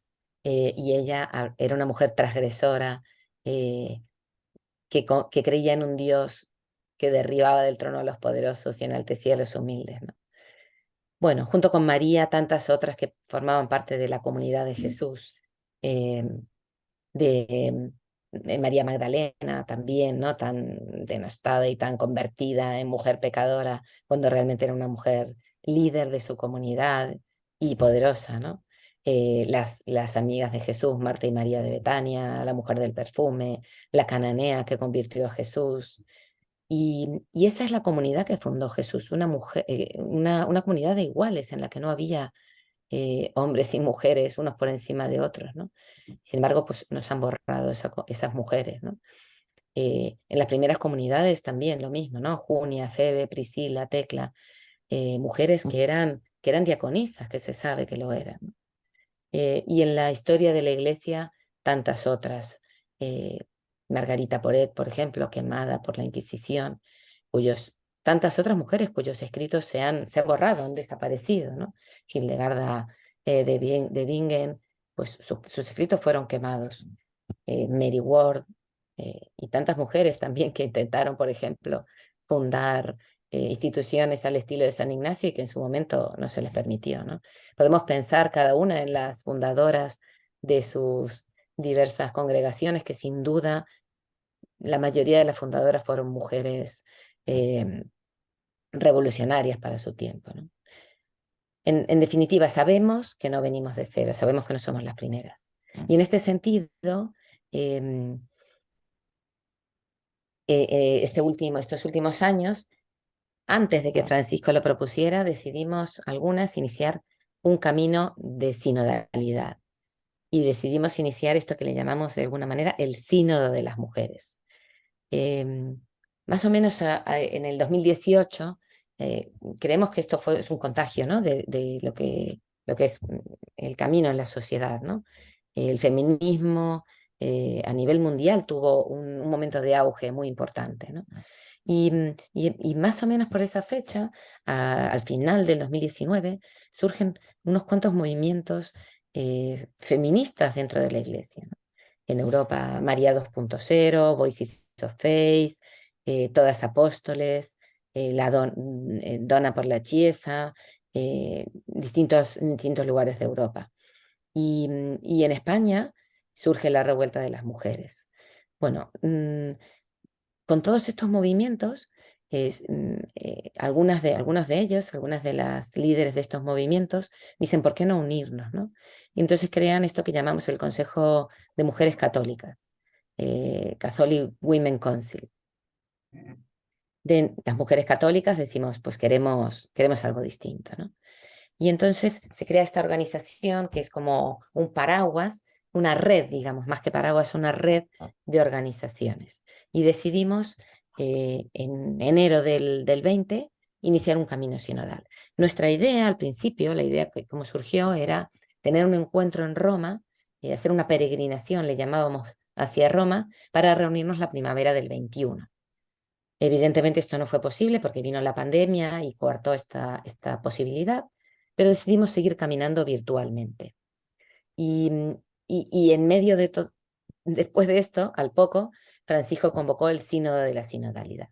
Entonces dijimos, bueno, pues nuestro camino sinodal vamos a hacerlo de forma paralela, el sínodo de las mujeres, que no es el primero, y vamos a hacer nuestras aportaciones para que esto también llegue al sínodo de la sinodalidad. Entonces nos planteamos, bueno, estas imágenes son de nuestras celebraciones, después las vuelvo a poner, de las celebraciones de nuestra revuelta, al grito de si las mujeres callamos, gritarán las piedras, ¿no? Sí, y esta es nuestra genealogía de mujeres, que son algunas de las que he nombrado. Bueno, y este es el lema del Consejo de Mujeres Católicas, nosotras somos el cambio. Bueno, entonces aquí estaba. Nos planteamos el trabajar en 5 ejes. Algunos nos suenan más, ¿no? Nos sentimos más identificados, otros menos, pero la idea era trabajar la situación de las mujeres en la iglesia, el poder y la participación dentro de la iglesia, la estructura de la iglesia, la vida sacramental y el último, un tema muy bonito, resistencia y esperanza. Dentro del marco lo primero, digamos que la primera idea era recabar la experiencia de las mujeres, ¿no? Cómo nos sentimos en la iglesia, cómo nos encontramos, cómo se distribuye el poder y en qué medida podemos participar, ¿no? Como dice la idea del poder, como dice Ivonne Guevara, el poder como poder hacer, ¿no? La posibilidad de hacer. Esta estructura tan piramidal y tan oscura que tiene la iglesia, ¿no? En los documentos de la iglesia se dice, se habla más veces de peligro y de que no trasciendan las cosas que la idea de transparencia, ¿no? La vida sacramental, pues ya dije un poquito, ¿no? Cómo nos sentimos las mujeres en cuanto a la vida sacramental.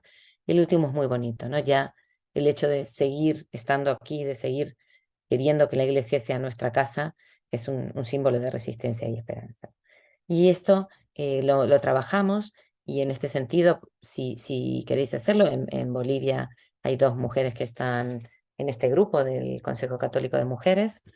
Tenemos unos materiales hechos para trabajar estos 5 ejes, y dijimos, a ver, me parece que de esto no tengo diapositiva. Pensamos como 4 momentos que se convirtieron después en 5. Bueno, la idea de un marco que es brevemente enmarca y dice, bueno, cuando hablamos de poder y participación, lo que queremos decir es esto, ¿no? Y después utilizamos la metodología del ver, juzgar y actuar, pero como decía Pepa, ¿no? No queremos que sea desde la cabeza, ¿no? Sino queremos que sea desde el sentipensar de las mujeres. Esta palabra nos gusta mucho, ¿no? Como las mujeres pensamos holísticamente, o queremos pensar holísticamente, con nuestro corazón, con nuestro cuerpo y también con nuestra cabeza, ¿no? Por eso hablamos del sentipensar de las mujeres. Entonces dijimos, en lugar de ver, juzgar y actuar, vamos a recrear esto. Y dijimos, nuestra experiencia, sospechamos y recreamos. Nuestra experiencia, compartir lo que vemos, ¿no? Y lo que sentimos como mujeres y lo que experimentamos como mujeres.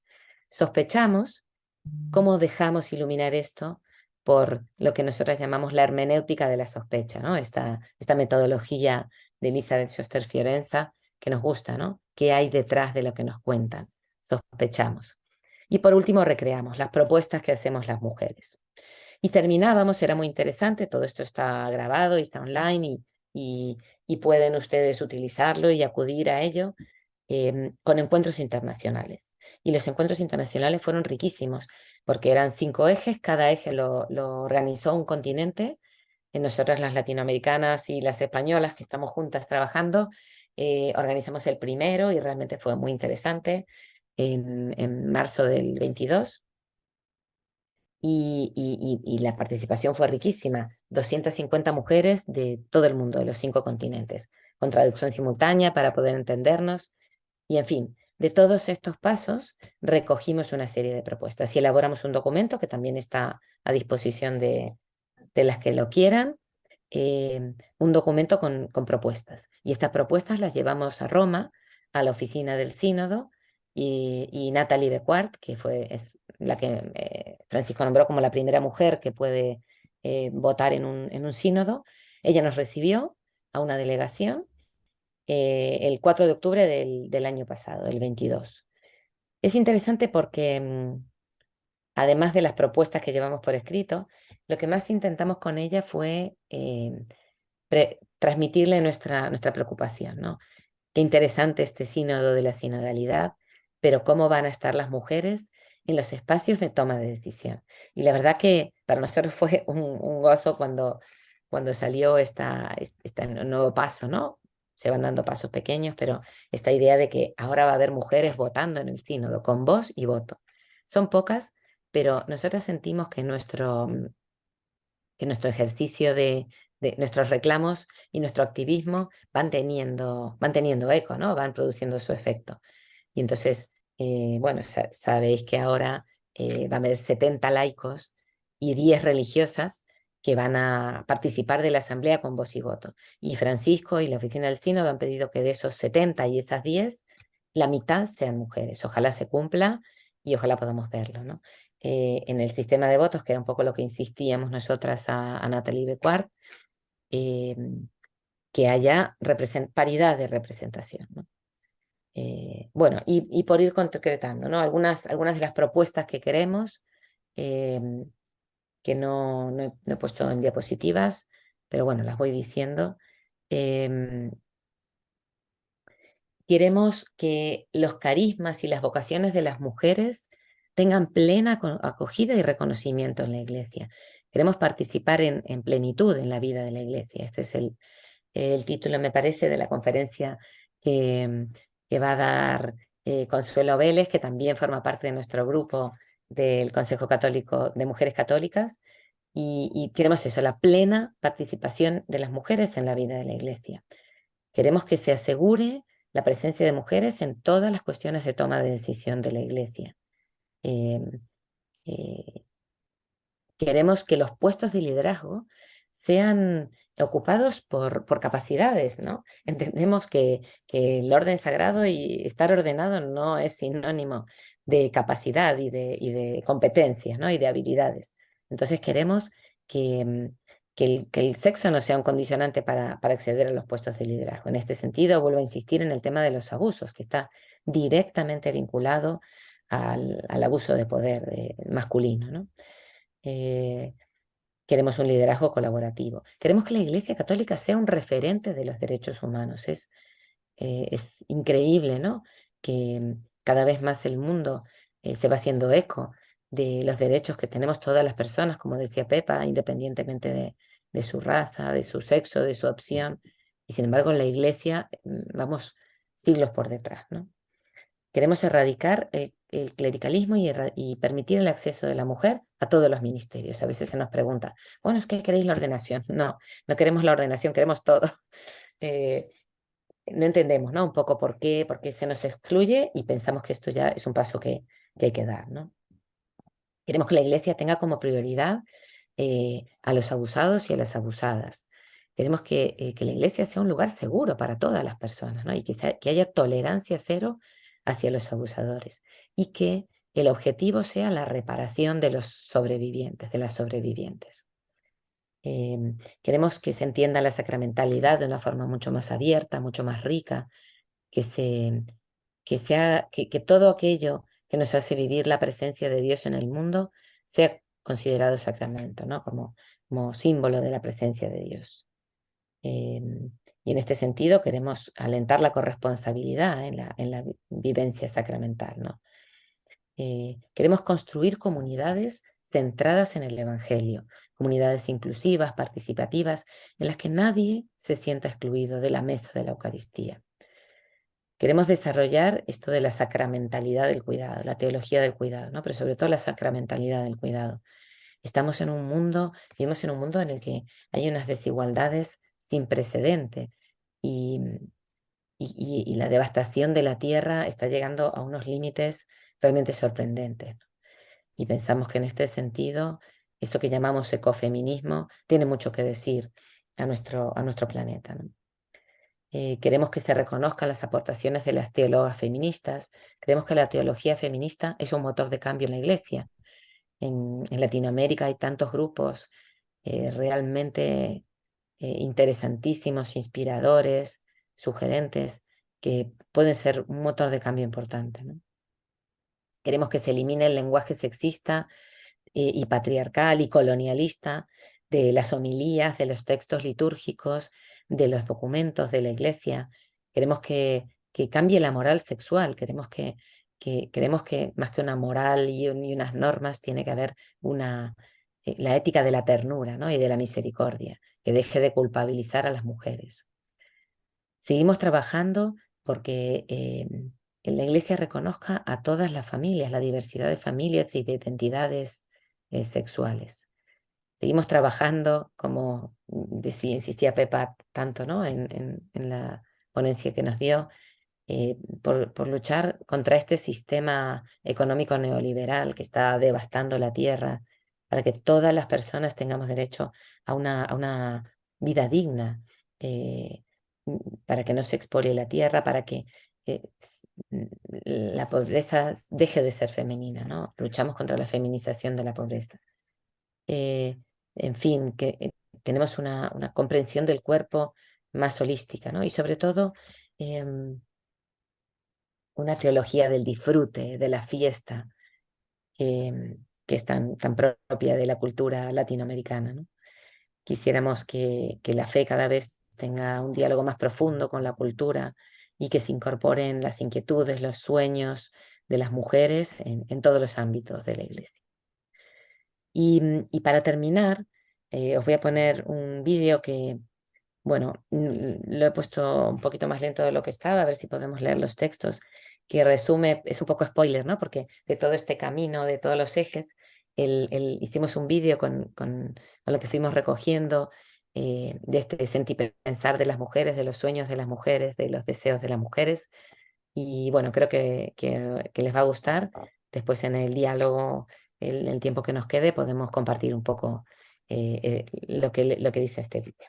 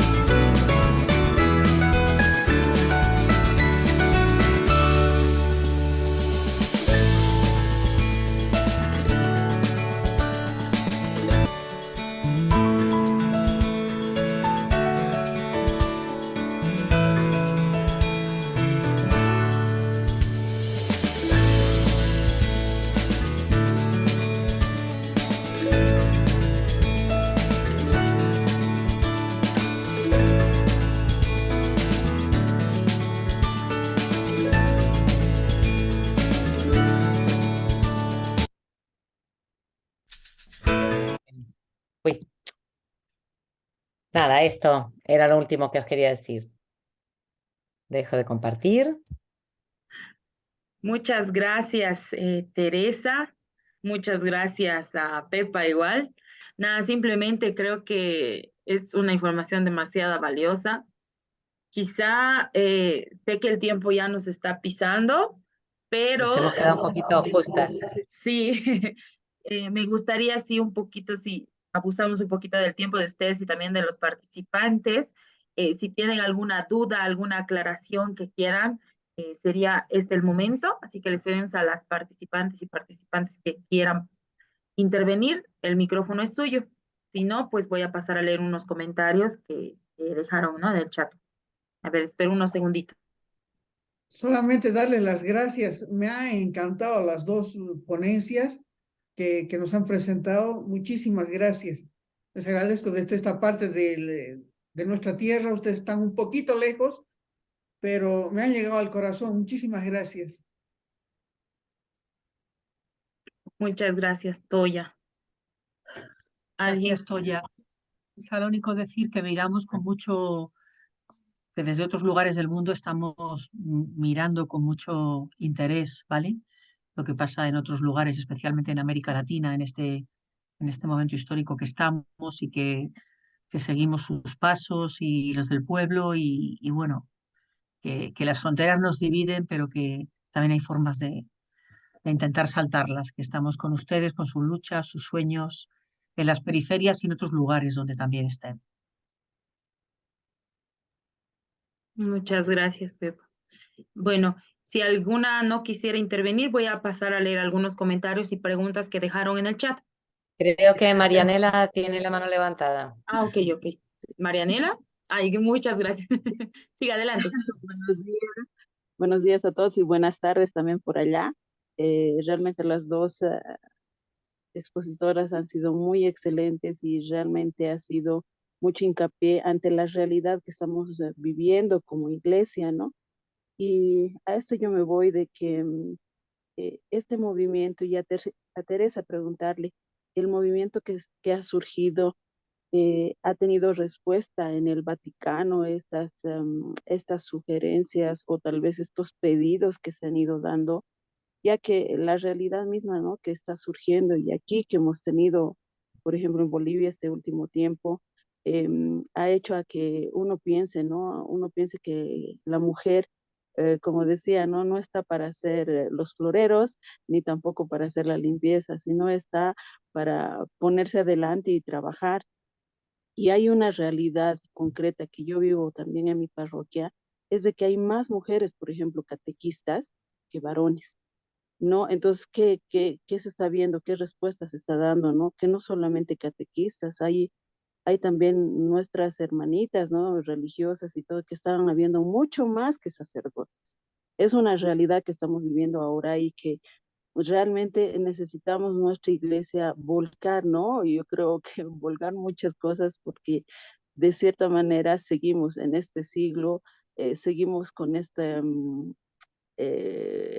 discriminación a la mujer, el machismo, que es evidente y que también nosotros como mujeres también tenemos la culpa, ¿no? Entonces es una realidad que tenemos que vivir y también cambiar de mentalidad para poder seguir adelante. Entonces, ahí va, ¿no? De que, ¿qué está sucediendo? Si ha habido alguna respuesta en el Vaticano con estas solicitudes que han habido con este movimiento de las mujeres y realmente aquí en América Latina necesitamos mucho de esto porque nuestra misma cultura hace, ¿no?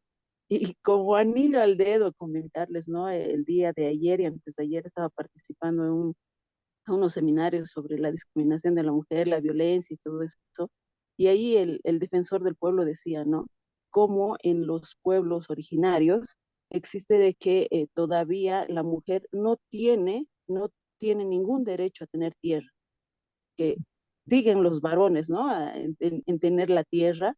Entonces él hacía hincapié de que se debe cambiar eso, porque la mujer es la que está adelante y no debería de pensarse en eso de que, como dice, ¿no? La frase, detrás de un gran hombre hay una gran mujer. Y él decía, no es así. al lado de un hombre hay una gran, y una mujer está al lado de un gran hombre. Entonces, yo he dicho, wow, si los varones que deberían ser nuestros principales aliados para esto, pues están dando, ¿no? Esas muestras de ese apoyo que todos somos iguales, 50-50, los derechos internacionales 50-50. Eso, gracias, Teresa. Muchas gracias, Marianela. Sí, la verdad es que nosotras, mira, allí en Bolivia, nosotras trabajamos con, ya os digo, ¿no? Todas las que hablamos español, trabajamos juntas y allí está Marcela Soto y Patricia Sandy, que es una teóloga que trabaja en temas ecuménicos, ¿no? Bueno, y sabemos que a veces en algunas cosas la realidad de la iglesia latinoamericana todavía sigue como muy atascada, ¿no? No menos atascada que la española. Lo que pasa es que nosotros en España no nos jugamos el cuerpo por ir a golpear la puerta de un obispo, ¿no? Y quizás en otros lugares del mundo sí. Nosotras nos hemos sentido escuchadas. La verdad es que se nos ha recibido tanto en la oficina del sínodo como nosotras en España, en Conferencia Episcopal, nos ha recibido también. Y digamos que la actitud es de escucha. Los pasos que se den, ya eso va más lento, ¿no? La actitud es de escucha y en ese sentido eh, estamos contentas. Y lo que vamos a hacer es seguir insistiendo, ¿no? Seguir insistiendo. Eh, Diría que como que tenemos dos objetivos, ¿no? Un objetivo es que se nos escuche en la jerarquía de la iglesia, pero otro objetivo es ya vivir nosotras la iglesia que queremos, ¿no? Y en ese sentido estamos dando muchos pasos. Yo por eso las animo a que sigan este proceso, a que se alíen con las mujeres que están em, en Bolivia, con las mujeres que están en otros lugares y que hagamos red, que hagamos estrategia y que nos unamos y que estemos ya viviendo, ¿no? Nosotros, por ejemplo, organizamos nuestras propias celebraciones de Pentecostés, de María Magdalena, y estamos ya viviendo cosas. A veces pensaba cuando tú decías esto de las mujeres somos la mayoría, se nos ha planteado alguna vez, y creo que en algún momento tendremos que hacerlo, una huelga de mujeres en la iglesia. El domingo que decidamos que no vamos, las iglesias se quedan vacías. Y a veces pues tenemos que dar un paso que demuestre, ¿no? Que realmente somos nosotras las que sostenemos la iglesia. Bueno, no sé si te he contestado un poco, creo que sí que se está abriendo una grieta. Yo siempre digo, ¿no? Que Francisco entornó un poquito la puerta, ahora estamos nosotros ahí para derribarla, ¿no? Eh, Gracias. yo quiero dar gracias, ¿no? Quiero dar gracias al Dios que tenemos, ¿no? Padre, Madre, que realmente motiva a personas como ustedes. A Pepa le conozco de años, empezando caminando con migrantes, trabajando con mujeres, hombres, ¿cierto? Y ahora a ti, Teresa. Entonces, haciendo camino y no solamente hablando, sino también actuando, ¿no? Eso es lo que más vale. Yo creo que nos regalan también esa capacidad de, primero, de tomar conciencia de nosotras como mujeres, ¿no? Hasta qué punto somos capaces de conocer que también en nosotras está el machismo, ¿no? Está todo el patriarcalismo, que eso tenemos que trabajar, ¿no? ¿Por qué? Porque siglos nos motivaron a que así era la vida, ¿no? Entonces ahora sí tenemos que buscar lo que el Papa desea, una vida más circular, lo que Víctor Codina deseaba, ¿no? Soñaba por una vida más comunitaria, que todos somos iguales y todos tenemos que aportar, ¿no? Y todos somos válidos, válidas. Entonces, pues yo les agradezco de veras que ojalá cada una de las que estamos aquí podamos, ¿cierto?, hacer este camino personal, camino congregacional, familiar, ¿no? Porque este trabajo empieza desde una misma, ¿no? Y estoy haciendo conciencia que en América Latina estos últimos años ya no es como hay como puntos sueltos por ahí, pero ya ha perdido toda la fuerza de comunidades de base, los grupos de mujeres, todo, ¿no? Por todo lo que estamos viviendo. Entonces yo creo que hay que atrevernos desde lo pequeño, creo y siento que es importante percibir a Dios también en lo pequeño, ¿no?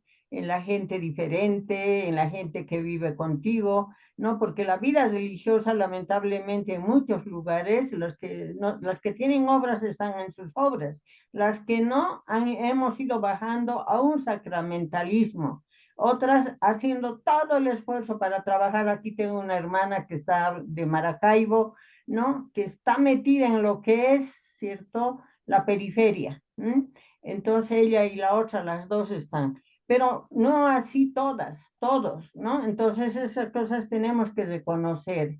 Les agradezco de veras porque yo creo que su aporte llega. También aquí hay un grupo de teólogas que hemos intentado, ¿cierto?, hacer como presencia, pero más en lo que nos correspondía a nivel de América Latina, no tanto en el sínodo. Les agradezco porque yo creo que algo dirán y nosotros tenemos que hacer la otra parte, no lo que nos corresponde, ¿no? A veces sueña ingenuamente. Yo personalmente cuando llegó la pandemia me imaginé que iba a ser una revolución de todos para todos, ¿no? Ha pasado la pandemia, nos hemos quedado medias asustadas, pero con el mismo estilo de vida, ¿no? Entonces, pues sí, nos falta esa fuerza interna que lo tienen ustedes, ¿no? Me encanta, Pepat, cómo manejas todos los documentos de la iglesia, desde dónde fundamentas tu aporte, ¿no? Teresa igual, ¿no? ¿Desde dónde? Desde el Evangelio, desde lo cotidiano, tan diferente a las mujeres que por aquí se rebelan, son feministas, mujeres creando, las mujeres de fuego, son agresivas, ¿no? Pero no llega más. En cambio, lo de ustedes sí penetra más porque está infundida desde Dios, ¿no? Entonces eso me motiva a mí como mujer. Y también yo trabajo en el Centro de Espiritualidad Ignaciana de los Jesuitas. ¿Qué significa eso? Significa también bastante, ¿cierto? Romper esquemas mentales mías y mentales de ellos, ¿no? Entonces, les agradezco de veras porque a mí eso me ayuda enorme. Me ayuda y creo que Dios y el Espíritu va soplando por ese lado. Desde lo pequeño va a ir saliendo los cambios. Capaz no salga grandes cosas, pero tenemos que seguir nosotros motivando para que seamos mujeres pues íntegras, ¿no? Que son unas mujeres místicas y también divinas con nuestra gente y con nuestro pueblo, ¿no? Justo hoy día Bolivia en La Paz, la gran fiesta, ¿no? Cuando hablaban de fiesta, están pero reventando de bailes y de cantos, ¿no? Esas cosas nos da vida a nosotras, pero ojalá eso también estaría motivado desde lo integral, ¿no? Entonces, muchas gracias de veras. Ojalá podamos trabajar esos 5 ejes, también son válidos, que lo podemos hacer a nivel personal. La gran cosa del Centro de Espiritualidad es lo que ustedes nos regalen en material, los devolvemos a cada participante para que cada quien lo maneje, lo use, lo reflexione, ¿no? Entonces, eso yo les rogaría, por favor, que lo trabajemos todas. Otro detalle, el link que les mandamos es el mismo link para los 5 cursos, no va a cambiar, ¿no? Entonces solamente les vamos a recordar los sábados, a veces hay cancha, hay trabajo, hay cosas, entendemos perfectamente, pero no se podía hacer de otra manera si no podíamos cambiar el horario, ¿no? Así hemos tenido a Pepa y hemos tenido a Teresa. Muchísimas gracias, Dios las bendiga. Y desde aquí va mi cariño y mi amor a cada uno de ustedes y a cada un participante. Gracias, de veras. Quería decir una cosa, Maribí, si me permitís. El martes nos toca con un padre Merinol, que también anda trabajando en el tema de sínodo, sinodalidad, comunidad de comunidad. Es una persona, él es argentino, está ya años aquí, por estos lugares, entonces vamos a tener con él. Bueno, pues nada, eso, nos vemos al otro sábado. Cuando quieran les esperamos y estamos aquí. Gracias. Gracias, Maribí. Quería decir una cosita muy, muy breve para cerrar, Siga ¿vale? Por tratar de buscar también la confluencia entre Teresa y yo. Yo creo que para las personas que estáis o trabajáis en periferias, creo que es fundamental en nuestra relación y en nuestro trabajo con mujeres utilizar una perspectiva, ¿no? sea, la perspectiva femenina, la perspectiva de género, o sea, una metodología, ¿vale? Esas metodologías en Europa, las mejores para trabajar en las periferias de esta parte del mundo, las hemos aprendido de las teólogas latinoamericanas. Entonces creo que tenéis ahí una mina, ¿no? Pero sobre todo eso, o sea, o sea, con las mujeres populares, con las mujeres de las periferias, en nuestros encuentros, en nuestras reuniones, cómo ir trabajando también esas perspectivas de género, podríamos decir, cómo ir trabajando desde su experiencia, qué es ese palabra tan feo de patriarcado, pero qué es lo que tiene dentro, qué es lo más importante, toda esta cuestión, ¿no? Yo eso lo he aprendido claramente con las teólogas latinoamericanas sin vivir en Latinoamérica, ¿vale?